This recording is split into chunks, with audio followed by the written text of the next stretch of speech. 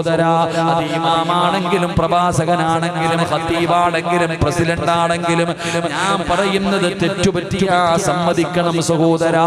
മഹാനായ അയ്യൂബ് നബി അലൈഹിസ്സലാം, അയ്യൂബ് നബിയുടെ ചരിത്രമറിയുമല്ലോ, അയ്യൂബ് നബിയുടെ പ്രിയപ്പെട്ട ഭാര്യയുടെ ചരിത്രമറിയുമല്ലോ.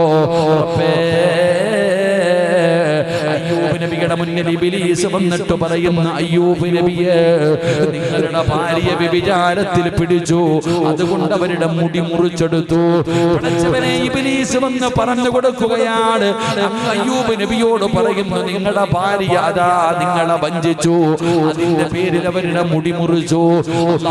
അയ്യൂബ് നബിയോട് ഇബ്ലീസ് വന്ന് പറയുകയാണ്, അതാ അയ്യൂബ് നബിയുടെ ഭാര്യ വീട്ടിലേക്ക് കയറി വരുമ്പോ അവിടത്തെ മുടി കാണുന്നില്ല. ഒരു നിമിഷം അവിടെ നിന്ന് ചിന്തിച്ചു, അല്ലാ കേട്ടത് സത്യമാണോ? അവസാനം അയ്യൂബ് നബി അവിടെ നിന്ന് ചോദിച്ചു, എന്തു പറ്റി? അപ്പോഴാണ് സംഭവങ്ങൾ മുഴുവനും പറഞ്ഞു കൊടുക്കുന്നത്. തന്റെ ഭാര്യ തെറ്റുകാരിയല്ല എന്ന് മനസ്സിലായപ്പോ അയ്യൂബ് നബി പറയുന്നു, പെണ്ണേ, എനിക്ക് പൊരുത്തപ്പെട്ട് തരണേ പെണ്ണേ. അല്ലാഹുവേ, ഒരു പ്രവാചകൻ തന്റെ ഭാര്യയോട് പൊരുത്തം ചോദിച്ചടോ. പാടുള്ള ആണുങ്ങളോട് പറയുകയാ, തെറ്റുപറ്റിയാ തിരുത്തണേ, പിഴവ് പറ്റിയാ പൊരുത്തം ചോദിക്കണേ. അല്ലാഹുവേ, നിർത്തുകയാണ് പെങ്ങളെ. അല്ലാഹുവിന്റെ റസൂലിന്റെ പൊന്നാര മകള്, എന്റെ പ്രിയപ്പെട്ടവരെ, അതാ തന്റെ ഭർത്താവിനോടൊപ്പം ജീവിച്ചു കൊണ്ടിരിക്കുമ്പോഴാണ് റബ്ബേ അല്ലാഹുവിന്റെ റസൂലിന് അവിടെ നിന്ന് രോഗം വരുന്നത്. പ്രവാചകന് രോഗം കൂടുകയാണ്, നിബിധങ്ങൾക്ക് രോഗം കൂടുകയാണ്. ഫാത്തിമ ബീവി റളിയല്ലാഹു തആല അലിയാര് തങ്ങളെന്ന ഭർത്താവിനോട് ചെന്ന് ചോദിച്ചു, അലിയേ, എന്റെ വാപ്പയ്ക്ക് സുഖമില്ല, എന്റെ വാപ്പയ്ക്ക് സുഖമില്ല, ഞാനൊന്ന് പോകട്ടെ അലിയേ. അലിയാര് തങ്ങളോട് ഫാത്തിമ ചോദിക്കുകയാ, എന്റെ വാപ്പ സുഖമില്ലാതെ കിടക്കുകയാണ്, ഞാനൊന്ന് പോയി നിൽക്കട്ടെ, എന്റെ ഉപ്പാന്റെ അടുക്കൽ പോയിട്ടൊന്ന് ഖിദ്മത്ത് ചെയ്യട്ടെ. അല്ലാഹുവേ, അലിയാര് തങ്ങൾ അനുവാദം കൊടുത്തിട്ടാണ് ഫാത്തിമ പോയത്. വൈപാട് ഒരുമിച്ച് കൂടിയ പെങ്ങളെ, ഭർത്താവിന്റെ അനുവാദം ചോദിച്ചിട്ടാണോ നീ പുറത്തു പോകുന്നത്? നിനക്കതിന്റെ ആവശ്യമില്ലല്ലോ. വൈപാട് കവലയിൽ ചെന്ന് നിന്നിട്ട് വിളിക്ക്, ഞാനിവിടെയുണ്ട്, ഭർത്താവിന്റെ പൊരുത്തമില്ലാതെ പുറത്തിറങ്ങല്ലേ, തിരിച്ചു വരുന്നത് വരെ ശാപമാ. അല്ലാഹുവിന്റെ മലക്കുകളുടെ ശാപം കിട്ടും പെങ്ങള്. ഭർത്താവിന്റെ അനുവാദമില്ലാതെ ഇറങ്ങരുത്. എത്ര വലിയ കോടീശ്വരിയാണെങ്കിലും ഇറങ്ങരുത്. നിനക്ക് ചരിത്രമറിയുമോ? ഒരിക്കൽ അല്ലാഹുവിന്റെ പ്രവാചകന്റെ മുമ്പിലേക്ക്, അല്ലാഹുവിന്റെ റസൂലിന്റെ മുമ്പിലേക്ക് അതാ ഒരു പെണ്ണൊരാളെ പറഞ്ഞു വിടുകയാ, ഒരു സംശയം ചോദിക്കാൻ. എന്ത് സംശയമെന്നറിയോ? ഭർത്താവ് പറഞ്ഞു, ഇനി നീ പോകരുത്, നിന്റെ വീട്ടിലേക്ക് പോകരുത്, ഞാൻ വരുന്നത് വരെ ഈ വീടിന്റെ പുറത്ത് നീ ഇറങ്ങരുത്, നിന്റെ വീട്ടിൽ പോകാൻ പാടില്ല. സാധാരണ അങ്ങനെയാണ്. ഭർത്താക്കന്മാർക്ക് ദേഷ്യം വന്നാ ആദ്യം പറയും, നീ നിന്റെ വീട്ടിൽ പോകരുത്. ഭാര്യയോട് ഭർത്താവ് പറയുകയാണ്, അതാ ജനങ്ങൾ വന്നിട്ട് പറഞ്ഞു, പെണ്ണേ, നിന്റെ വാപ്പ സുഖമില്ലാതെ കിടക്കുകയാ, കാണാൻ വരാറ്, നിന്നെ കാണണമെന്ന് പറയുന്നുണ്ട്. ആ സമയത്ത് ആ പെണ്ണ് നബിതങ്ങളോട് സംശയം ചോദിച്ചു, നബിയെ, എന്റെ ഭർത്താവ് പറഞ്ഞു വീടിന് പുറത്തിറങ്ങരുത്, വീടിന് പുറത്തിറങ്ങരുതെന്ന് എന്റെ ഭർത്താവ് പറഞ്ഞിട്ടുണ്ട്. എന്റെ വാപ്പ സുഖമില്ലാതെ കിടക്കുകയാ, ഞാൻ കാണാൻ പോകട്ടെ നബിയെ. നബിതങ്ങൾ പറഞ്ഞു, നിന്റെ ഭർത്താവ് പറഞ്ഞത് നീ അനുസരിക്ക്. വാപ്പ സുഖമില്ലാതെ കിടക്കുകയാ, ഭർത്താവ് പറഞ്ഞു, ഞാൻ വരുന്നത് വരെ നീ ഇവിടെ നിന്ന് പുറത്തിറങ്ങരുത്. ഒരാൾ വന്നിട്ട് പറഞ്ഞു, പെണ്ണെ, നിന്റെ ഉപ്പ സുഖമില്ലാതെ കിടക്കുന്നു, നീ വീട്ടിലേക്ക് ചെല്ലാൻ പറഞ്ഞു. നബിതങ്ങളോട് ചോദിച്ചപ്പോൾ നബിതങ്ങൾ പറഞ്ഞു, ഭർത്താവ് പറഞ്ഞതനുസരിക്കല നല്ലത്. കുറച്ചു ദിവസം കഴിഞ്ഞു, ആൾക്കാർ വന്നിട്ട് പറഞ്ഞു, പെണ്ണെ, നിന്റെ വാപ്പ സക്കറാത്തിന്റെ അവസ്ഥയിൽ കിടക്കാൻ, മരിക്കാൻ പോവാ, അവസാനമായിട്ട് കാണണമെങ്കിൽ വാ. വാപ്പ മരിക്കാൻ കിടക്കുകയാ, കാണാൻ ആഗ്രഹമുണ്ട്, ഉപ്പാന് നീ വാ. അപ്പോഴും നബിതങ്ങളോട് ചോദിച്ചപ്പോൾ നബിതങ്ങൾ പറഞ്ഞത്, നിന്റെ ഭർത്താവ് പറഞ്ഞതനുസരിക്കലാണ് നല്ലത്. കുറച്ചു കഴിഞ്ഞു, പെണ്ണെ, വാപ്പ മരിച്ചു, മയ്യത്ത് കൊണ്ടുപോവുകയാ, അവസാനമായിട്ട് കാണണമെങ്കിൽ വാ. വാപ്പ മരിച്ചു, ഇനി ജീവിതത്തിൽ ഒരിക്കലും ഉപ്പാനെ കാണാൻ പറ്റില്ല ദുനിയാവില്. അവസാനമായിട്ടൊന്ന് കാണണമെങ്കിൽ നീ വാ. അപ്പോഴും പെണ്ണ് നബിതങ്ങളോട് ചോദിച്ചു. അപ്പോഴും നബിതങ്ങൾ പറഞ്ഞു, വാപ്പ പറയുന്നു, ഭർത്താവ് പറഞ്ഞതനുസരിക്കലാണ് നല്ലത്.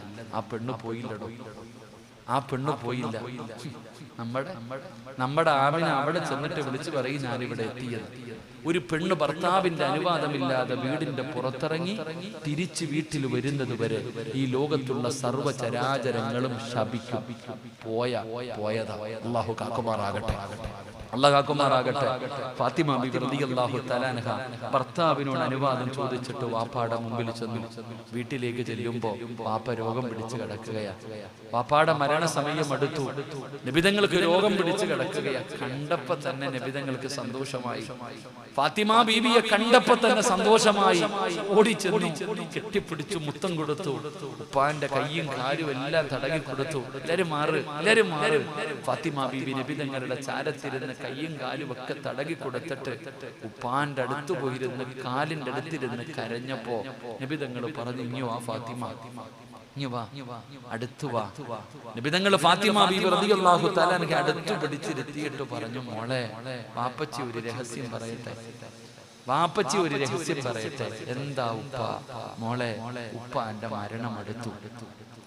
വാപ്പ തന്റെ മകളോട് പറഞ്ഞു കൊടുക്ക, എന്റെ മരണം അടുത്തു ഫാത്തിമ. കാരണം എല്ലാ വർഷവും ഒരു ഖത്തം ഞാൻ ഓതി കേൾപ്പിക്കാറുണ്ട് ജിബ്രീൽ അലൈഹിസ്സലാമിനെ.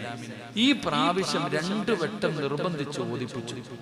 അപ്പൊ അടുത്ത റമദാനിന് ഞാൻ ഉണ്ടാകുമെന്നില്ല, എന്റെ മരണം അടുത്തു മോളെ.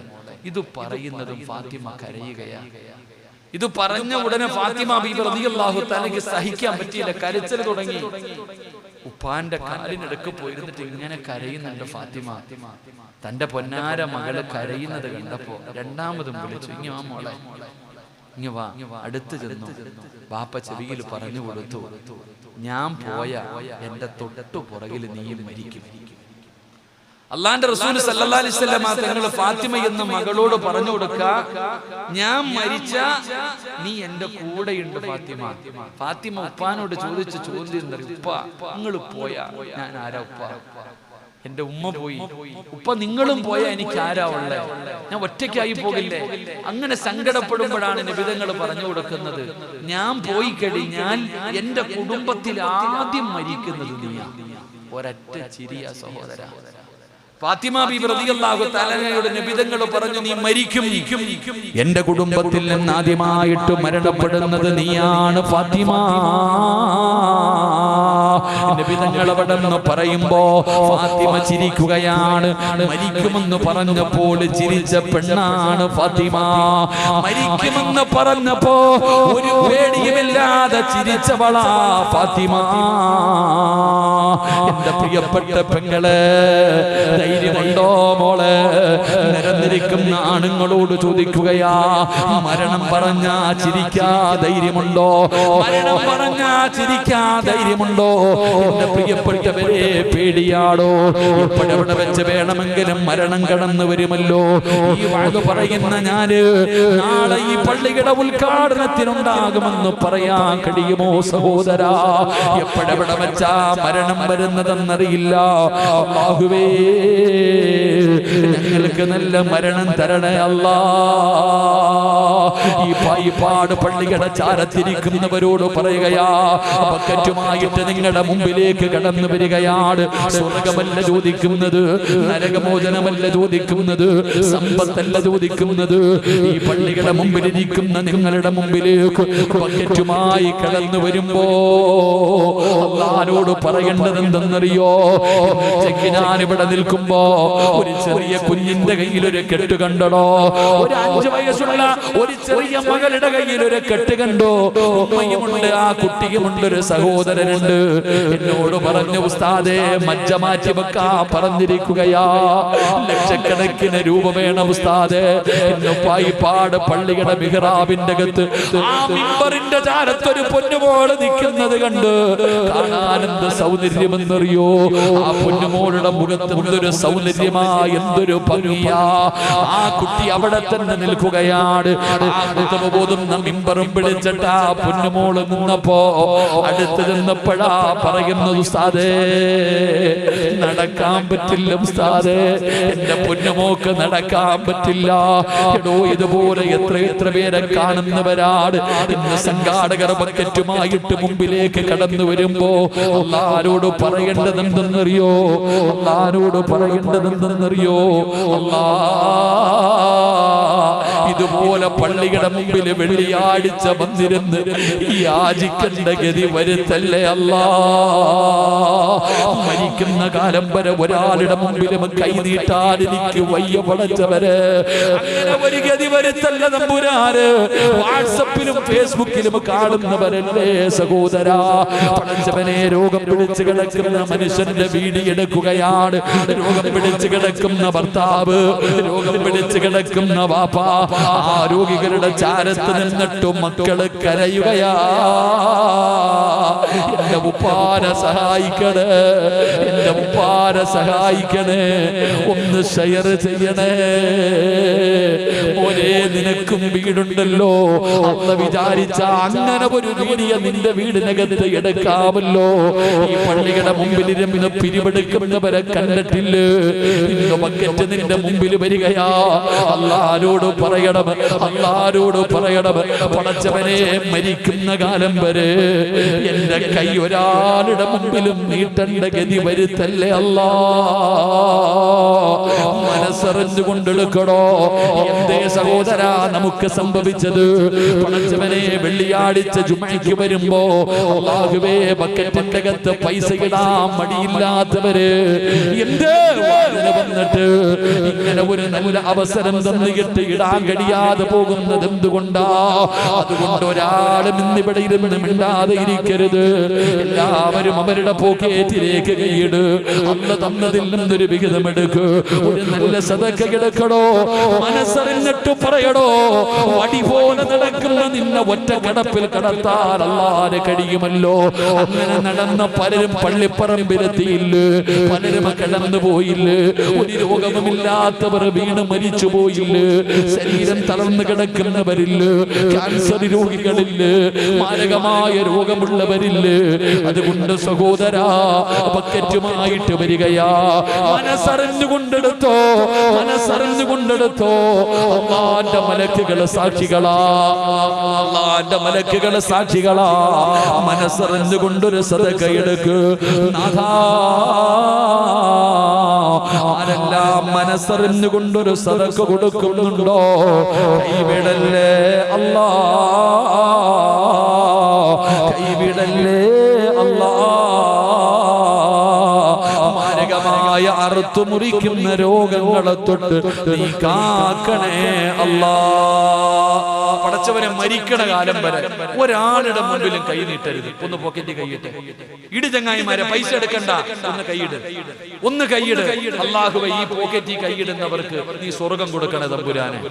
ഇടടോ ചങ്ങാതി, പൈസ എടുക്കണ്ട.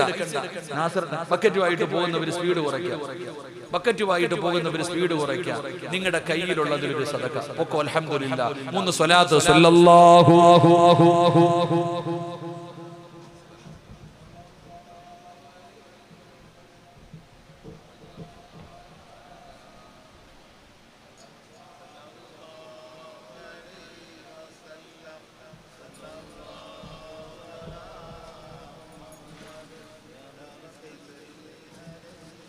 അല്ലാഹുവേ നീ സ്വീകരിക്കണേ തമ്പുരാനെ. പടച്ചവനെ ഈ സദഖയുടെ ബറക്കത്ത് കൊണ്ട് മാരകമായ രോഗങ്ങളെ തൊട്ട് കാക്കണേ അല്ലാ. അറുത്തു മുറിക്കല്ലേ അല്ലാ, കണ്ണുനീര് കുടിപ്പിക്കല്ലേ അല്ലാ. അതുകൊണ്ട് 12 മണിയായി നിർത്തുകയാണ്. എന്റെ പ്രിയപ്പെട്ട സഹോദരിമാരെ, അല്ലാഹുവിന്റെ റസൂൽ ഫാത്തിമയോട് പറഞ്ഞു, മോളെ അടുത്തത് നീയാ, അടുത്തത് നീയാ. പറഞ്ഞത് സത്യമായിരുന്നു പെങ്ങളെ. പറഞ്ഞത് സത്യമായിരുന്നു പെങ്ങളെ. അല്ലാഹുവിന്റെ റസൂലിന്റെ പൊന്നാര മകളോട് പറഞ്ഞത് സത്യമായിരുന്നു. പടച്ചവനെ, ഫാത്തിമ ബീവി 29 വയസ്സായി. ഫാത്തിമ ബീവി റളിയല്ലാഹു തആല അൻഹ 29 വയസ്സായി. തന്റെ ഭർത്താവിനോടൊപ്പം സന്തോഷത്തോടെ ജീവിച്ചു കൊണ്ടിരിക്കുകയാ. 29ാമത്തെ വയസ്സിൽ ഫാത്തിമ ബീവി റളിയല്ലാഹു തആല അൻഹയ്ക്ക് മനസ്സിലായി പോകാ സമയമായെന്ന്. എന്റെ പ്രിയപ്പെട്ട പെങ്ങളെ, വാപ്പ പറഞ്ഞത് സത്യമാ മോളെ. അല്ലാഹുവിന്റെ റസൂലിനോട് ഫാത്തിമ പറഞ്ഞത് കള്ളമായിരുന്നില്ല. അപ്പാ, നിങ്ങൾ എന്റെ ഉമ്മ പോയി, എന്റെ ഉമ്മ പോയി, നിങ്ങളും പോയാൽ എനിക്കാരാ വാപ്പാ? നിങ്ങളും പോയാൽ ഈ ഫാത്തിമയ്ക്കാരാവുള്ളത്? അലിയാർ തങ്ങളെന്ന ഭർത്താവുണ്ട്, ഹസൻ ഹുസൈൻ എന്ന് പറയുന്ന മക്കളുണ്ട്. എന്നിട്ടും അവിടെ നിന്ന് പറയുകയാ, വാപ്പാ നിങ്ങൾ പോയാൽ എനിക്കാരാ ഉപ്പാ? പായിപ്പാടുള്ള പെങ്ങളെ, വാപ്പാനെ സ്നേഹിക്കണം പെങ്ങളെ. ഞാൻ പറയുന്നത് വാപ്പയെ സ്നേഹിക്കണം പെങ്ങളെ. പായിപ്പാടുള്ള പെണ്ണുങ്ങളോട് ഞാൻ പറയുന്നത്, നിങ്ങൾ ഏറ്റവും കൂടുതൽ സ്നേഹിക്കേണ്ടത് നിങ്ങളുടെ വാപ്പയാടോ? നിന്റെ ശരീരത്തിട്ടിരിക്കുന്ന സ്വർണം നിന്റെ ഭർത്താവ് വാങ്ങിത്തന്നതല്ല, നിന്റെ വാപ്പ വാങ്ങിത്തന്നതല്ലേ? ആദ്യമായിട്ട് വാങ്ങിത്തന്ന സ്വർണമല്ലേ? നിനക്ക് ഒരുപാട് സമ്പത്ത് തന്നത് വാപ്പയല്ലേ? വാപ്പാനെ സ്നേഹിക്കണം പെണ്ണുമോളെ. അലിയാര് തങ്ങൾ പറഞ്ഞത് എന്തെന്നറിയോ? 29 വയസ്സുള്ള ഫാത്തിമ ബീവി റളിയല്ലാഹു തആല ഒരു ദിവസം കുളിച്ചൊരുങ്ങി റെഡിയായി നിൽക്കുകയാണ്. കുളിച്ചൊരുങ്ങി റെഡിയായി നിൽക്കുകയാണ്. അലിയാര് ഞങ്ങളുടെ വീട്ടിലേക്ക് കയറി വന്നു. അലിയാര് ഞങ്ങളുടെ വീട്ടിലേക്ക് കയറി വന്നു. കഴിക്കാൻ ഭക്ഷണം കൊടുത്തു. എന്നിട്ട് ഫാത്തിമ ബീവി റളിയല്ലാഹു തആല അലിയാര് ഞങ്ങളുടെ ചാരത്ത് പോയിരുന്നു. 29 വയസ്സുള്ള പെങ്ങന്മാർ ഇവിടെ ഇരിപ്പുണ്ടല്ലോ. 29 വയസ്സുള്ള നിന്റെ മകളുടെ പ്രായമേ ഫാത്തിമയ്ക്കുള്ളൂ.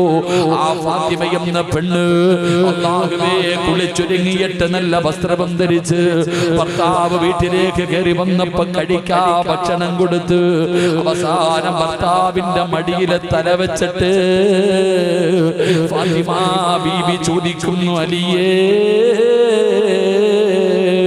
എനിക്ക് പൊരുത്തം തരുമോ അലിയേ? എനിക്ക് പൊരുത്തം തരുമോ അലിയേ? ഞാൻ പോകുകയാണ് അലിയേ. എന്റെ മരണമടുത്തു അലിയേ, എന്റെ മരണമടുത്തു അലിയേ. 29 വയസ്സുകാരിയായ ഫാത്തിമ ബീബി റളിയല്ലാഹു തആല തന്റെ മരണത്തിന്റെ വേളയിലെ ഭർത്താവിനോട് പൊരുത്തം ചോദിക്കുകയാ. ഇതെവിടെ നിന്നാ പഠിച്ചതെന്നറിയോ? എവിടെ നിന്നാണ് പഠിച്ചതെന്നറിയോ? 15ാമത്തെ വയസ്സിൽ തന്റെ പ്രിയപ്പെട്ട ഉമ്മ, 15ാമത്തെ വയസ്സിൽ തന്റെ പ്രിയപ്പെട്ട ഉമ്മ വാപ്പാടെ മടിത്തട്ടിൽ കിടന്നിട്ട് പൊരുത്തം ചോദിച്ചത് കണ്ടു വളർന്നവളാ. തന്റെ 15ാമത്തെ വയസ്സില് അല്ലാഹുവിന്റെ റസൂലിന്റെ മടിയിൽ കിടന്നിട്ട് ഖദീജ എന്ന പ്രിയപ്പെട്ട ഉമ്മ നബി തങ്ങളോട് പറഞ്ഞു, നബിയേ എനിക്ക് പൊരുത്തം തരണേ നബിയേ, എനിക്ക് പൊരുത്തം തരണേ നബിയേ.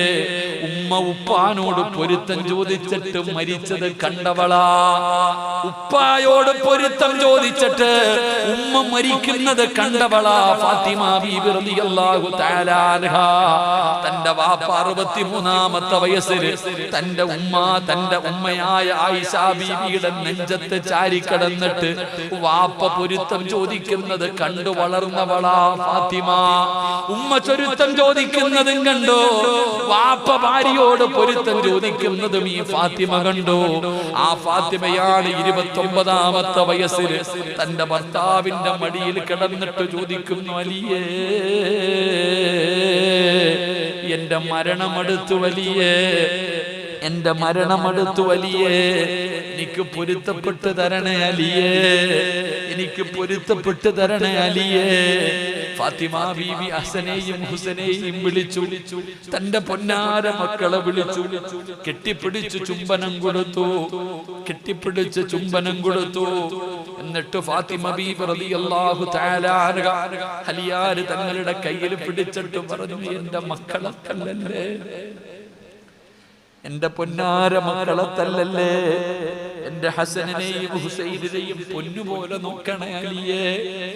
അള്ളാന്റെ റസൂലിന്റെ കയ്യിൽ പിടിച്ചിട്ട് ഖദീജ പറഞ്ഞ വാക്ക്, അള്ളാന്റെ റസൂലിന്റെ കയ്യിൽ പിടിച്ചിട്ട് ഫാത്തിമ എന്ന പൊന്നുമോളെ പിടിച്ചു കൊടുത്തിട്ട് ഉമ്മ ഉപ്പാനോട് പറഞ്ഞു, എന്റെ മോളെ തല്ലരുത്, എന്റെ പൊന്നുമോളെ പൊന്നുപോലെ നോക്കണം.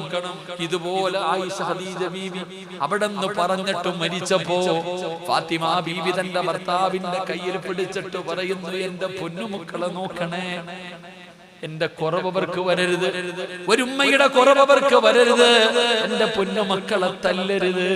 ഫാത്തിമ ബീബി റളിയല്ലാഹു തആല പൊരുത്തം ചോദിക്കുകയാ. തന്റെ പൊന്നാര മക്കളെ ഭർത്താവിന്റെ കയ്യിലേൽപ്പിച്ചു, തന്റെ പൊന്നാര മക്കളെ ഭർത്താവിന്റെ കയ്യിലേൽപ്പിച്ചു. ഫാത്തിമ ബീബി റളിയല്ലാഹു തആല പായിപ്പാട് പള്ളിയിൽ വന്ന പെങ്ങളെ, സങ്കടമുണ്ട് പെങ്ങന്മാരെ, പറയാതിരിക്കാൻ പറ്റില്ലല്ലോ. അല്ലാഹുവേ, ഫാത്തിമ ബീബി റളിയല്ലാഹു തആല അലിയാർ ഞങ്ങളോട് പറയുകയാണ്, ഞാൻ മരിച്ച രാത്രി വേണം കബറടക്കാൻ, ഞാൻ മരിച്ച രാത്രി വേണം കബറടക്കാൻ.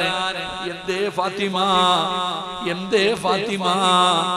അലിയാര് തങ്ങളോട് പറയുന്നു, എന്റെ മയ്യത്ത് വെള്ള തുണിയിൽ പൊതിയുന്നത് അന്യപുരുഷന്മാരാണ്, എന്റെ ജനാസ ചുമക്കുന്നത് ആണുങ്ങളാണ്, എന്റെ ജനാസ കബറിൽ ഇറക്കുന്നതും ആണുങ്ങളാണ്. 3 കഷ്ടം വെള്ള തുണിയിൽ വരിഞ്ഞു കെട്ടിയിട്ട് എന്റെ മയ്യത്ത് കൊണ്ടുപോകുന്നത് പകലാണെങ്കിൽ അവരെന്റെ ശരീരത്തിന്റെ വടിവ് കാണുന്നത് എനിക്കിഷ്ടമല്ല അലിയേ. ഒരാളും എന്റെ ശരീരത്തിന്റെ വടിവ് കാണരുത്, അത് മരിച്ചു കൊണ്ടുപോകുന്ന സമയത്ത് പോലും എനിക്കിഷ്ടമല്ല എന്ന് പറഞ്ഞ ഫാത്തിമ, എന്റെ പ്രിയപ്പെട്ട പെങ്ങളെ, പായിപ്പാടോ അല്ലെങ്കിൽ ചങ്ങനാശ്ശേരിയിൽ പോയി ഫർദ എടുക്കും, ഇട്ടു നോക്കിയിട്ടാണ് ഫർദ എടുക്കുന്നത്, എല്ലാ പെണ്ണുങ്ങളും ഇട്ടു നോക്കിയിട്ടാണ് എടുക്കുന്നത് എന്ന് വീട്ടിൽ കൊണ്ടുവന്നിട്ട് ആ ഇട്ട് നോക്കി കൊണ്ടുവന്ന ഫർദയുടെ സൈഡ് എടുത്ത് അടിച്ച് ടൈറ്റാക്കുന്ന പെണ്ണേ, പായിപ്പാടുള്ള സഹോദരിമാരോട് ഇമാമല്ലേ പറയണമല്ലോ, ഇമാമല്ലേ പറയണമല്ലോ. പറഞ്ഞില്ലെങ്കിൽ അല്ല എന്നെ വെറുതെ വിടില്ലല്ലോ. ഇഷ്ടപ്പെട്ട ആരുമില്ലെങ്കിലും പറയും, പെങ്ങള് ഈ പള്ളിക്കകത്ത് കേറാൻ മുസ്ലിമീങ്ങളായി എത്രയോ പെണ്ണുങ്ങൾ വന്നല്ലോ, എത്രയോ പെണ്ണുങ്ങൾ ഈ പള്ളിക്കകത്ത് കേറിയല്ലോ. പലരും കേറിയപ്പോ തലമറച്ചുകൊണ്ട് കേറിയപ്പോ ഈ വാഴ കേൾക്കാമെന്ന ഉമ്മ പള്ളിക്കകത്ത് കയറിയിട്ട് പോലും തലമറക്കാതെ നടക്കുന്ന മുസ്ലിം പെണ്ണ്, എങ്ങനാ മോളെ, എങ്ങനാ മോളെ? ഫോട്ടോയെടുത്തതിനെ കുറ്റം പറയുന്നില്ല, ഉസ്താദന്മാര് നടക്കുന്നില്ല, പ്രായമുള്ളവര് നടക്കുന്നില്ല, എത്രയോ പേര് നടക്കുന്നില്ല. നിന്റെ കണ്ണിന്റെ മുമ്പിലൂടെ ആ മുസ്ലിമീങ്ങളായ പെണ്ണുങ്ങൾ പോലും തലമറച്ചുകൊണ്ട് കേറിയില്ലേ? ഇതിനകത്ത് കേറിയിട്ട് പോലും നിനക്കതനില്ല, മനസ്സില്ലാതെ പോയല്ലോ. നിങ്ങളെ ഫാത്തിമ ബീവിയുടെ പുറകിൽ നിന്ന് സ്വർഗത്തിൽ പോകാൻ കുതിക്കുമ്പോ ഇന്നത്തെ 29 വയസ്സുകാരി റീൽസ് ഇടുന്ന കാലമാ. അല്ലാഹുവിന്റെ റസൂലിന്റെ പൊന്നുമോളുണ്ടല്ലോ, ആ 29 വയസ്സുകാരി പഠിച്ചവരെ ഭർത്താവിനോട് പൊരുത്തം ചോദിച്ച് എങ്ങനെയാണ് കബറടക്കേണ്ടതെന്ന് പറഞ്ഞു കൊടുക്കുകയാ. സുബ്ഹാനല്ലാഹ്, കുളിച്ചൊരുങ്ങി കഫം തുണിയുമെടുത്തിട്ട് മുഖത്തേക്കിട്ടിട്ട് പറഞ്ഞു, ലാ ഇലാഹ ഇല്ലല്ലാഹ്. തീർന്നു മക്കളെ. 29ാമത്തെ വയസ്സില് അല്ലാഹുവിന്റെ റസൂലിന്റെ കരളിന്റെ കഷ്ടമായ ഫാത്തിമ ബീബി റളിയല്ലാഹു തആല യാത്രയാകുകയാണ്. കൊണ്ടുപോയടോ, കുളിപ്പിച്ച് കഫം പൊതിഞ്ഞ് ജന്നത്തിൽ ബഖീൽ കൊണ്ടുപോയി കബറടക്കുകയാണ്. ഇന്നും പോയാ കാണാമല്ലോ, ജന്നത്തിൽ ബഖീൽ കൊണ്ടുപോയി കബറടക്കി. എന്നിട്ട് വീട്ടിലേക്ക് വന്നു. രാത്രിയായപ്പോ സുബ്ഹാനല്ലാഹ്, അലിയാര് തങ്ങളും മക്കളെയും കെട്ടിപ്പിടിച്ച് വീടിനകത്തിരിക്കുകയാ. തന്റെ പൊന്നാര മക്കളെയും കെട്ടിപ്പിടിച്ച് വീടിനകത്തിരിക്കുകയാണ്. തന്റെ മക്കൾ ഉറങ്ങിയപ്പോ ഒരു ദിവസമേ ആയുള്ളൂ. ഇന്നലെ രാത്രി ഫാത്തിമ കൂടെയുണ്ട്, ഇന്നത്തെ രാത്രി ഫാത്തിമ കൂടെയില്ല. ഒറ്റ രാത്രിയേ ആയുള്ളൂ. അലിയാര് തങ്ങൾക്ക് സങ്കടമായി. ഫാത്തിമ ഇല്ലാതെ കഴിയുന്നില്ല, ഫാത്തിമ ഇല്ലാതെ കഴിയുന്നില്ല. അലിയാര് തങ്ങൾ രാത്രിയിൽ പോകുകയാണ്. ജന്നത്തുൽ ബഖീയിൽ ചെന്നു. തന്റെ ഭാര്യയുടെ കബറിന്റെ ചാരത്ത് ചെന്നു. അലിയാര് തങ്ങൾ ചെന്നിട്ട് പറഞ്ഞു, ഫാത്തിമ. അവിടെ ഫാത്തിമയോട് സലാം പറയുകയാ. ജന്നത്തുൽ ബഖീയിലെ തന്റെ പ്രിയപ്പെട്ട ഭാര്യയുടെ കബറിന്റെ ചാരത്ത് ചെന്ന് അവിടെ സലാം പറഞ്ഞു. മടക്കുന്നില്ല. അലിയാര് തങ്ങൾ ചോദിക്കുന്നു, ഫാത്തിമ പിണങ്ങിയോ? ഫാത്തിമ എന്നോട് പിണങ്ങിയോ? ഫാത്തിമ എന്തേ സലാം അടക്കാത്തത്? പിണങ്ങല്ലേ ഫാത്തിമ? രണ്ടാമതും സലാം പറഞ്ഞു. ഫാത്തിമ സലാം അടക്കുന്നില്ല. പടച്ചവനെ, അലിയാര് തങ്ങൾ പിണങ്ങി മണിയറയ്ക്കകത്ത് കിടക്കുമ്പോ, ഭാര്യയും ഭർത്താവും പിണങ്ങിയിട്ട് കിടക്കുമ്പോ അടുത്ത് കിടന്നിട്ട് പിണങ്ങല്ലേ പിണങ്ങിക്കിടക്കുന്ന ഭർത്താവ് തന്റെ ഭാര്യയെ വിളിക്കുന്നത് പോലെ മരിച്ച് കബറടക്കിയിട്ട് ഒന്നാമത്തെ രാത്രിയിൽ കബറിന്റെ അടുക്ക പോയി നിന്നിട്ട് പറയുന്നു, പിണങ്ങല്ലേ ഫാത്തിമ, സലാം അടക്കു ഫാത്തിമ, നീ ഇല്ലാതെ എനിക്ക് പറ്റില്ല ഫാത്തിമ. ഒരു ഭർത്താവ് ഭാര്യയോട് പറയുകയാ, നീ ഇല്ലാതെ എനിക്ക് പറ്റില്ല ഫാത്തിമ, ഫാത്തിമ. രണ്ടാമതും സലാം പറഞ്ഞു. സലാം അടക്കുന്നില്ല. അലിയാര് തങ്ങൾ കബറിന്റെ ചാരത്തിരുന്നു. എന്നിട്ട് കബറിനോട് പറയുന്നു, കബറ് എന്റെ ഫാത്തിമയോട് പറ പിണങ്ങരുതെന്ന്. സലാം പറയാൻ, എന്റെ സലാം അടക്കാൻ പറയുന്നു. മരിച്ചുപോയ ഭാര്യയുടെ കബറിന്റെ ചാരത്ത് നിന്നിരുന്ന അലിയാര് തങ്ങൾ പറയുമ്പോ എന്തൊരു ജീവിതമായിരുന്നടോ. പണമില്ലായിരുന്നു, കൊട്ടാരമില്ലായിരുന്നു, സുഖാഡംബരങ്ങളില്ലായിരുന്നു, പരസ്പരം സ്നേഹമുണ്ടായിരുന്നു പെങ്ങളെ. അതുകൊണ്ട് നിങ്ങൾ മനസ്സിലാക്ക്, അല്ലാഹുവിന്റെ റസൂലിന്റെ പൊന്നുമോൾ ആരായിരുന്നെന്നറിയോ? അലിയാര് തങ്ങൾ നബിതങ്ങൾ വഫാത്തായപ്പോ അലി ഇബ്നു അബീ ത്വാലിബ് റളിയല്ലാഹു തആല അൻഹു പറഞ്ഞു, എന്റെ നബിതങ്ങൾ പോയപ്പോ എനിക്ക് രണ്ട് നഷ്ടമാവുണ്ടായത്. എന്റെ നബിതങ്ങൾ വഫാത്തായപ്പോ എനിക്ക് രണ്ട് നഷ്ടമാവുണ്ടായത്. പായിപ്പാട് വാഴ്ച കേൾക്കാമെന്ന പെണ്ണുങ്ങളോട് ചോദിക്കട്ടെ, അള്ളാന്റെ റസൂലിന്റെ പൊന്നുമോളുടെ ഭർത്താവ് പറയുകയാ, നബിതങ്ങൾ മരിച്ചപ്പോ അള്ളാന്റെ റസൂല് വഫാത്തായപ്പോ എനിക്ക് രണ്ട് നഷ്ടമുണ്ടായി. എനിക്ക് രണ്ട് നഷ്ടമാണ് ഉണ്ടായത്. ഒന്ന്, എന്റെ നബിതങ്ങൾ വഫാത്തായല്ലോ, അള്ളാന്റെ റസൂൽ എനിക്ക് നഷ്ടപ്പെട്ടു പോയല്ലോ. നബിതങ്ങൾ എനിക്ക് നഷ്ടപ്പെട്ടത് വല്ലാത്ത നഷ്ടമാ. രണ്ടാമത്തെ നഷ്ടമെന്തെന്നറിയോ?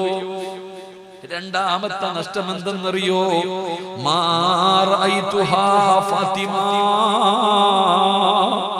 അല്ലാഹുവിന്റെ റസൂൽ വഫാത്തായതിനു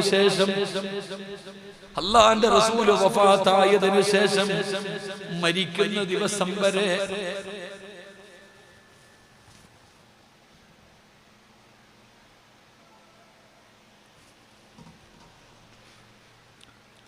അലി ഇബ്നു അബീ ത്വാലിബ് റളിയല്ലാഹു തആല അൻഹു പറയുകയാണ്, എന്റെ പ്രിയപ്പെട്ട പെങ്ങളെ, അല്ലാഹുവിന്റെ റസൂൽ വഫാത്തായതിനു ശേഷം മരിക്കുന്ന ദിവസം വരെ ഫാത്തിമ ചിരിച്ചിട്ടില്ല. അലി ഇബ്നു അബീ ത്വാലിബ് റളിയല്ലാഹു തആല അൻഹു പറയാ, നബിതങ്ങൾ പോയതോടൊപ്പം എന്റെ ഫാത്തിമയും പോയടോ. നബിതങ്ങൾ പോയതിനോടൊപ്പം എന്റെ ഫാത്തിമയും പോയി. ഇപ്പൊ ഇല്ലെങ്കിൽ പിന്നെ ഏതും മോളോട്. അതല്ലേ സ്നേഹം, അതിനല്ലേ സ്നേഹമെന്ന് പറയാ. കരളിന്റെ കഷ്ടമെന്ന് പറഞ്ഞ അങ്ങനല്ലേ. നബിതങ്ങൾ വഫാത്തായതിനു ശേഷം മരിക്കുന്ന ദിവസം വരെ ഫാത്തിമ ചിരിച്ചിട്ടില്ലടോ. അലിയാര് തങ്ങൾ പറയാ, ഞാൻ ഒരുപാട് താമസം പറഞ്ഞു നോക്കി, എന്റെ ഫാത്തിമാനെ ഒന്ന് ചിരിപ്പിക്കാൻ, എന്റെ ഫാത്തിമയുടെ മുഖത്തൊരു സന്തോഷം ഉണ്ടാക്കാൻ ഞാനും എന്റെ മക്കളും ഒരുപാട് കഷ്ടപ്പെട്ടു. മരിക്കുന്നത് വരെ എന്റെ ഫാത്തിമ ചിരിച്ചില്ല. മരിക്കുന്ന കാലം വരെ എന്റെ ഫാത്തിമ ചിരിച്ചില്ലടോ. അലി ഇബ്നു അബീ താലിബ് റളിയല്ലാഹു തആല പറയാ, നബി പോയപ്പോ നബിതങ്ങളും പോയി, എന്റെ ഭാര്യ പോയി, രണ്ടുപേരും പോയി. എന്റെ പ്രിയപ്പെട്ട സഹോദരങ്ങളെ, അതാണ് നബിതങ്ങളോട് ആ മകൾക്കുണ്ടായിരുന്ന സ്നേഹം. ആ നബിതങ്ങളോടുള്ള മകളുടെ സ്നേഹം അത്ര വലുതായിരുന്നു. അതുകൊണ്ട് എന്റെ പ്രിയപ്പെട്ട സഹോദരിമാരിന്റെ സഹോദരങ്ങളോട് ഞാൻ പറയുന്നു, ആ ഫാത്തിമ ബീവിയുടെ പുറകിൽ നിന്നാണ് നാളെ നിങ്ങളൊക്കെ സ്വർഗത്തിൽ പോകേണ്ടത്. ആ സ്വർഗത്തിൽ പോകുന്നത് പോയിട്ട്, ആ സ്വർഗം അല്ലാഹുവോട് തായ് എന്ന് ചോദിക്കുന്നത് പോയിട്ട്, ആ സ്വർഗത്തിന്റെ പരിമളം 500 വർഷത്തെ വഴിദൂരം വരെ അടിച്ചു വീശുന്ന, അതൊന്ന് ശ്വസിക്കാനുള്ള അർഹതയെങ്കിലും എനിക്ക് നിങ്ങൾക്കുണ്ടോ എന്ന് ചിന്തിക്കുക. അള്ളാഹു നമുക്ക് ഈമാൻ നൽകി അനുഗ്രഹിക്കുമാറാകട്ടെ. എന്റെ പ്രിയപ്പെട്ട സഹോദരങ്ങളെ, സഹോദരിമാരെ, അതുകൊണ്ട് ഞാൻ നിർത്തുകയാ. എന്റെ പ്രിയപ്പെട്ട സഹോദരങ്ങളെ, സഹോദരിമാരെ, നാം എന്ത് ചെയ്യുക? മഹദിമാരുടെ ചരിത്രങ്ങൾ പഠിക്കുക, അവരുമായിട്ടൊരു ബന്ധമുണ്ടാക്കുക. ആ ഫാത്തിമയെ നിങ്ങൾ സ്നേഹിച്ച നബിതങ്ങളെ സ്നേഹിച്ചവരെ പോലെയാണെന്ന് ആദരവായ പ്രവാചകൻ നബി മുഹമ്മദ് മുസ്തഫ സ്വല്ലല്ലാഹു അലൈഹി വസല്ലം. അതുകൊണ്ട് എന്റെ പ്രിയപ്പെട്ട സഹോദരിമാരോട്, സഹോദരങ്ങളോട്, അൽഹംദുലില്ലാഹ് നമ്മുടെ പള്ളിയുടെ പണിയെല്ലാം കഴിഞ്ഞു. അൽഹംദുലില്ലാഹ് നാളെ നമ്മുടെ പള്ളിയുടെ ഉദ്ഘാടന കർമ്മം നടത്തുമ്പോ നിങ്ങൾ അറിയേണ്ട ചില കാര്യങ്ങളുണ്ടോ? നാളെ വൈകുന്നേരം നമ്മളൊക്കെ സ്വപ്നത്തോടെ, നമ്മളൊക്കെ വലിയ സന്തോഷത്തോടെ ഈ പള്ളിക്കകത്ത് നിസ്കരിക്കാൻ കയറുമ്പോ നമ്മൾ ഓർക്കേണ്ട ചില ആൾക്കാരുണ്ട്. ഈ പള്ളി പണിത ചില ആൾക്കാരുണ്ടോ? ശമ്പളം പോലും കിട്ടാതെ നടക്കുന്ന ഒരുപാട് പണിക്കാരുണ്ടോ? ആ ജോലി ചെയ്തവന് കൂലി കൊടുക്കണം. ജോലി ചെയ്തവന് കൂലി കൊടുക്കാതെന്തടോ? അതുകൊണ്ട് നാളെ ഈ പള്ളിക്കകത്ത് കയറി നിങ്ങൾ നിസ്കരിക്കുന്നതിന് മുമ്പ് ഈ പള്ളി പണിത് നിന്ന മനുഷ്യന് കൊടുക്കാനുള്ള പൈസയുടെ കാര്യത്തിൽ ഒരു തീരുമാനമാകാതെ നമ്മൾ ഇതിനകത്ത് കയറിയിട്ട് കാര്യമില്ല. അള്ളാഹു നമുക്ക് ഈമാൻ നൽകുമാറാകട്ടെ. അതുകൊണ്ട് അതിന്റെ വിഷയത്തിൽ നമുക്കൊരു തീരുമാനമെടുക്കണം. ഞാൻ ഓരോ ഉസ്താദന്മാരും ഇവിടെ ഇരുന്ന് ചോദിക്കുമ്പോൾ നിങ്ങളുടെ ഇരുത്തം കാണുമ്പോൾ എനിക്ക് തന്നെ സങ്കടം തോന്നാറുണ്ട്. എന്തു പറ്റി പടച്ചവനെ, എന്തു പറ്റി? ഓരോ ഉസ്താദന്മാരും ചോദിക്കുന്നു, എന്തെങ്കിലും താ എന്ന് പറഞ്ഞ് ചോദിച്ചിട്ടും നിങ്ങൾ ഇപ്പോഴും പറയുന്നത് ഞാൻ തന്നില്ലേ ഉസ്താദെ, ഞാൻ കൊടുത്തില്ലേ ഉസ്താദെ, എന്നിട്ട് നിനക്ക് കുറഞ്ഞോ വാപ്പ? ഞാൻ ചോദിക്കുന്നത്, ഈ പള്ളിക്ക് 1,57,00,000 കൊടുത്ത റാസി അണ്ണൻ എന്തെങ്കിലും കുറഞ്ഞോ സഹോദര? കൂടിയതല്ലേ ഉള്ളൂ. ഞാൻ ചിന്തിക്കുന്നത്, ഞാൻ മനസ്സിലാക്കുന്നത്, താഴെ വെച്ച് ഇന്ന് ഹിഫ്ള് മത്സരം നടത്തി. അപ്പോഴും അദ്ദേഹം പറഞ്ഞത് അതിൽ പങ്കെടുക്കുന്ന ഓരോ വിദ്യാർത്ഥിക്കും 3000 രൂപ വെച്ച് കൊടുക്കാനാണ്. ഈ കൊടുത്തത് കൊണ്ട് ആർക്കടോ കുറഞ്ഞത്? അല്ല വാരിക്കൂലി കൊടുത്തില്ലേ? പായിപ്പാട് പള്ളിയുടെ മിനാരത്തിന്റെ താഴെ ഇറങ്ങി നോക്കടോ, ഒരു മൈലാഞ്ചി ചെടി കാണുന്നില്ലേ സഹോദര? എന്തേ കാണാത്ത? 1 കോടി രൂപ കൊടുക്കാൻ പറഞ്ഞിട്ട് 1,57,00,000 കൊടുത്തു. അൽഹംദുലില്ലാഹ് നോക്കടോ താഴെ പോയിട്ട് ആ മൈലാഞ്ചി ചെടി പറഞ്ഞു തരുന്നില്ലേ നമ്മളോടൊരു ഉപദേശം? എത്രയോ പേര് ഈ പള്ളിയുടെ ചുറ്റുപാടും മടിയിലും കിടക്കുന്നുണ്ട്. സഹോദര, ഇതല്ലേ നമ്മുടെ ജീവിതത്തിൽ ആകുണ്ടാവുക? എന്റെ പ്രിയപ്പെട്ട സഹോദരിമാരെ, അള്ളാഹുവിന്റെ ദീനിന് വേണ്ടി കൊടുത്തതിന്റെ പേരിൽ ഒരാൾക്ക് നഷ്ടമില്ലല്ലോ. അള്ളാഹു ചോദിക്കുകയാ, എനിക്ക് ആരെങ്കിലും തരുമോ? നിങ്ങൾക്കറിയോ? അള്ളാന്റെ റസൂൽ സല്ലല്ലാഹു അലൈഹി വസല്ലം തങ്ങളുടെ മുമ്പിൽ ഒരാൾ വന്നിട്ട്, ഒരു അറാബി വന്നിട്ട് ചോദിച്ചു, നബിയെ എന്തെങ്കിലും താ നബിയെ, എനിക്ക് എന്തെങ്കിലും താ നബിയെ. നബി തങ്ങളുടെ കയ്യിൽ ഒന്നുമില്ല. റസൂലുള്ളാഹി തങ്ങൾ ഫാത്തിമ ബീവിയുടെ വീട്ടിൽ പറഞ്ഞു വിട്ടു, മോള് കൊടുക്കും. തന്റെ പൊന്നാര വീട്ടില് ആയിഷ ബീവിയുടെ മുമ്പിൽ പറഞ്ഞു വിട്ടു, ഇവിടെ ഒന്നുമില്ല. നബി തങ്ങൾ ഫാത്തിമ ബീവിയുടെ വീട്ടിൽ പറഞ്ഞു വിട്ടു. ഫാത്തിമ ബീവി റളിയല്ലാഹു തആലയുടെ വീടിന്റെ മുമ്പിൽ ചെന്നു. ആ മനുഷ്യൻ ചെന്ന് ചോദിച്ചു. ഫാത്തിമ ബീവി റളിയല്ലാഹു തആല വീടിനകത്ത് കയറിയിട്ട് മുഴുവനും തെരഞ്ഞു നോക്കി.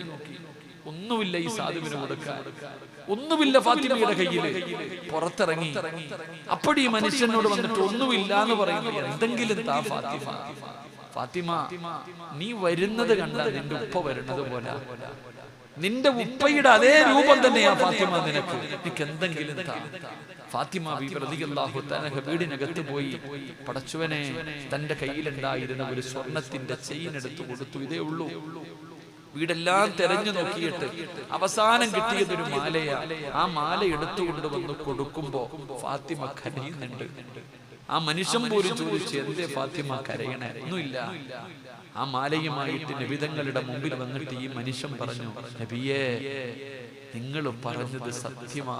നിങ്ങളുടെ മോള് സ്വർഗത്തിന്റെ റാണിയാണ്, നിങ്ങളുടെ മകള് സ്വർഗത്തിന്റെ റാണിയാണ്, നിങ്ങളുടെ മോള് തന്നെയാണ് നബിയെ. എന്തേ മനുഷ്യ? കയ്യിലിരുന്ന മാലയെടുത്ത് കാണിച്ചു കൊടുത്തിട്ട് പറഞ്ഞു, നിങ്ങളുടെ മോൾ എനിക്ക് തന്നതാ നബിയെ. എന്നിട്ട് ആ മനുഷ്യൻ തന്നെ നബിതങ്ങളോട് പറയുന്നുണ്ട്, ഈ മാലയ്ക്ക് എന്തോ പ്രത്യേകതയുണ്ട് നബിയെ. ഇത് തന്നപ്പോ ഫാത്തിമ കരഞ്ഞു. അള്ളാന്റെ റസൂലിനോട് പറയാ, ഈ മാല തന്നപ്പോ എന്റെ ഫാത്തിമ കരഞ്ഞു നബിയെ. ഫാത്തിമയുടെ കണ്ണ് നനച്ചിട്ടാ ഇത് തന്നത്. നബിതങ്ങൾ ചോദിച്ചു, ഏതു മാലയാ? ഏതു മാലയാ? ആ മാല എടുത്തിട്ട് കാണിച്ചപ്പോ നബിതങ്ങൾ കരയാൻ പറയാ. ആ മാല കണ്ടപ്പോ നബിതങ്ങൾ കരയാൻ തുടങ്ങി. എല്ലാരും ചോദിച്ചു, എന്തേ നബിയെ കരയണേ? ഇതാരുടെ മാലയാണെന്ന് കണ്ടു. എന്റെ ഖദീജയുടെ മാല, എന്റെ പ്രിയപ്പെട്ട ഖദീജയുടെ കഴുത്തിൽ കിടന്ന മാലയാ. എന്റെ പൊന്നാര സഹോദരങ്ങളെ, നബിതങ്ങൾക്ക് സങ്കടം വന്നത് ഖദീജ ബീബി റളിയല്ലാഹു തആല അൻഹ മരണപ്പെടുന്ന സമയം തന്റെ പൊന്നുമോളുടെ കയ്യിൽ ആകെ കൊടുത്തത് ഈ മാലയാ. ഇത് കൊടുത്തിട്ട് പറഞ്ഞു, ഇത് നീ കളയരുത്, ഇത് നീ കളയരുത്. നിനക്ക് വിഷമം വരുമ്പോ, എന്നെ ഓർമ്മ വരുമ്പോ ഇതെടുക്കണം. ഉമ്മാനെ ഓർമ്മ വരുന്ന സമയം ഈ മാല എടുത്തിട്ട് വേണം നീ ചുംബിക്കാൻ. എന്നും മരിക്കാൻ സമയത്ത് തന്റെ പൊന്നാരയുടെ മകളുടെ കയ്യിൽ കൊടുത്ത മാല. എടോ, ഇത് എത്രയോ ദിവസം ആ വീടിനകത്തുണ്ടായിരുന്നു. അള്ളാന്റെ റസൂലിന്റെ പൊന്നുമോള് മാറിടത്തിൽ നിന്ന് രക്തം വരുന്ന രീതിയിൽ പട്ടിണി കിടന്നപ്പോൾ ഇതെടുത്തിട്ടില്ല. തന്റെ മാറിടത്തിൽ നിന്ന് കഴിക്കാൻ ഭക്ഷണമില്ലാതെ പാല് വറ്റിയിട്ട് രക്തം വരുന്ന രീതിയിൽ കിടക്കുമ്പോഴും ഈ മാല വീടിനകത്തുണ്ട്. കാരണം അത് ഉമ്മ കൊടുത്ത മാലയായിരുന്നു. പക്ഷേ അവസാനം വന്ന മനുഷ്യൻ, അല്ലാഹുവേ, ആ പാവപ്പെട്ടവൻ ചോദിച്ചപ്പോ തന്റെ ഉമ്മ കൊടുത്ത മാല വരെ എടുത്തു കൊടുത്തു എന്ന് ചരിത്രം പഠിപ്പിക്കുമ്പോ പായിപ്പാട് പള്ളിയുടെ ചാരത്ത് വന്നിരിക്കുന്ന ഉമ്മ, എന്റെ പ്രിയപ്പെട്ട പെങ്ങളെ, എന്തുണ്ട് മോളെ മരിക്കാൻ?